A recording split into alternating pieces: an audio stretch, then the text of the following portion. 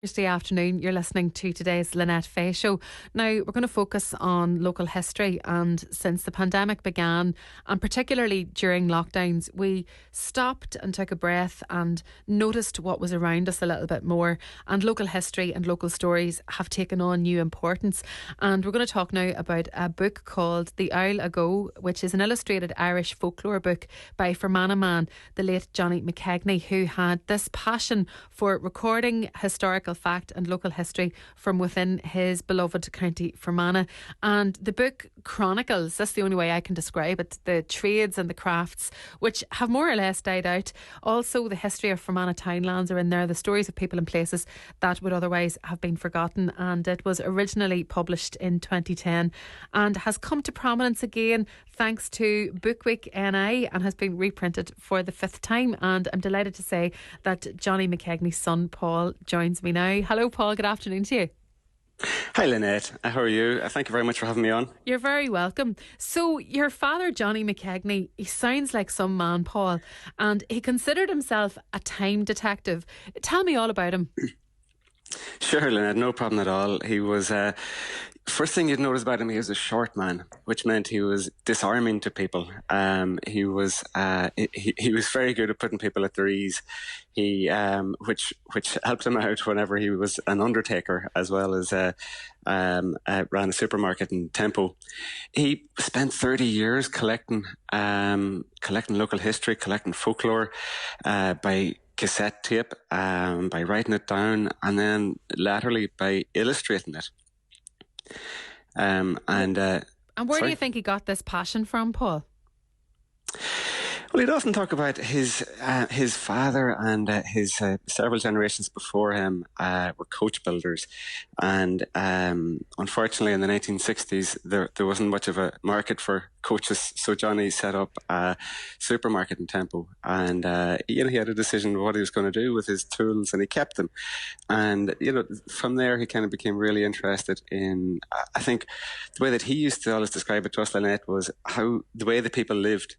And interested in how in crafts and how people lived their everyday lives, and he spent just the rest and decades then researching and illustrating that. Yeah, the illustrations I found were really interesting because, the stories are one side of it, Paul. And as you say, he obviously engaged people that they told their stories to him. And I suppose when you think of undertakers and shopkeepers out in the country, sure, they could tell you about loads of people because people come in. It's almost like a confessional booth sometimes if you're in a trade or in a business like that. But tell me about these illustrations, because there are 200 intricately hand-drawn illustrations in the book. And, they just tell the stories and the traditions and the crafts and all these the myths and the history of Fermanagh. Why did he have to, or why did he choose to do the illustrations, and did he have to skill up as an illustrator? He never would have considered himself an artist or an historian. He always considered himself a time detective and just somebody who was curious about what was around him, his local area and what had gone before. And he would have gone out to fields and kicked the moss of stones and discovered stone circles. He stood in old ruined homesteads and, would have illustrated and figured out what had gone before there. And it was only after years of doing this that he finally put his pen to paper and started illustrating it. And then, once he started illustrating what he had researched and what he had found out that day, there was no stopping him. The book consists of 200 of the illustrations, and that's only half of what he had actually illustrated. Like examples from the book would be, he has I guess the cover of the book is a drawing of the Fermanagh hearth, which would be common to all the counties through the country. But just one of the little anecdotes that he has in the front of it is you sit in your hunkers, you look through your winkers, and you see the dead burying the live. What that means is sitting down at the hearth fire at night and using the dead ash to bury the live embers. And little expressions like that is the type of thing that he would have collected from people and recorded. And even the name in the Ould ago, the name of the book in the Ould ago, is an old expression meaning a long time ago. Yeah. Other pages in the book, he illustrates the inner workings of the corn mill, the sawmill, and kilns. He has a few pages dedicated to Ned Gavin, the last cooper in Ireland, him showing Ned how Ned made a stave tub. He's Joe Baker, a hurley maker from Newton Butler. He's a nice little story about how the electric light arrived in Tempo in Fermanagh in 1920. When both communities walked from each side of the town and met in the centre and blew out their candles, and with that, the electric light was turned on. My goodness. And it's a story, these stories of another time that just would have been forgotten but for his work. And, and your family bought him a recorder at one point, and he went around recording the audio stories. This is the work of a folklorist. Did he ever regard himself as such, Paul? I'm not sure he was able to put his a name on it, to be honest. Interesting. I heard there a couple of weeks ago just an interesting definition of folklore being the observations of people, landscapes, and weather passed down through generations. It's kind of a wide, encompassing definition, and I think what he did is. What he collected and all the rest, doesn't fit under any one category. It's a wide range of, essentially to go back to the way what he used to talk about, the way that people lived.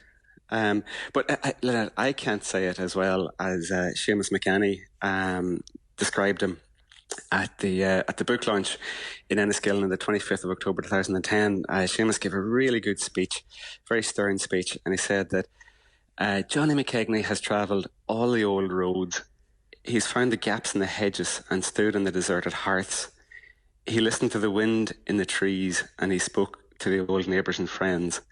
Then he took up his pen and drew not just what his eyes had seen, but also what he was told and how he saw it in his own mind's eye.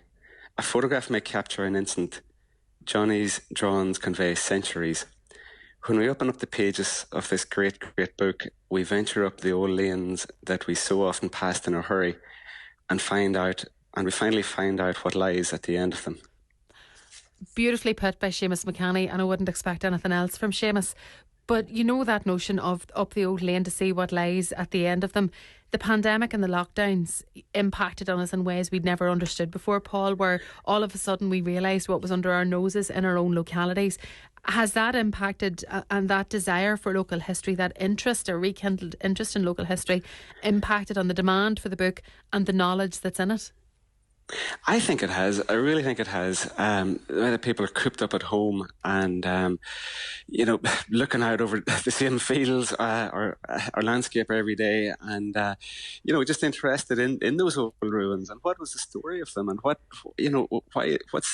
that peculiarly shaped stone over there and why is it arranged with these other stones? And I think for me that chimes with Dad's curiosity in the way that he would have gone out and figured out a lot of those things and recorded them. And definitely there's been an increase in interest during the lockdown. And then, it was featured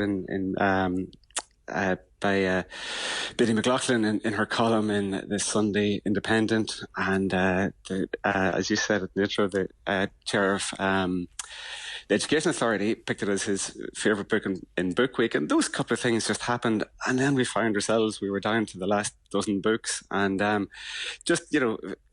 certainly felt the urge to do another reprint, the 5th reprint, and make sure that anybody who wants a book can actually get one. So. Well, that's why you're on the show today, to just, I suppose, to give us an overview of the value in this curiosity that your father had for all aspects of life around him as he was growing up and throughout his life indeed as well. And what a treasure trove he has created for anyone interested in local history, but particularly, I would imagine, Paul, anybody from County Fermanagh and Tempo particularly. And McKeagney shop still in Tempo? It is, yeah. It's available in the shop. Well, the book's available in the shop. You can also get it from folklorebook.com. And the book in question is The Ould Ago by Johnny McKeagney. Paul McKeagney, thanks very much for coming on the show this afternoon and telling me all about your father and his story. Thank you. Thank you, Lynette. Bye.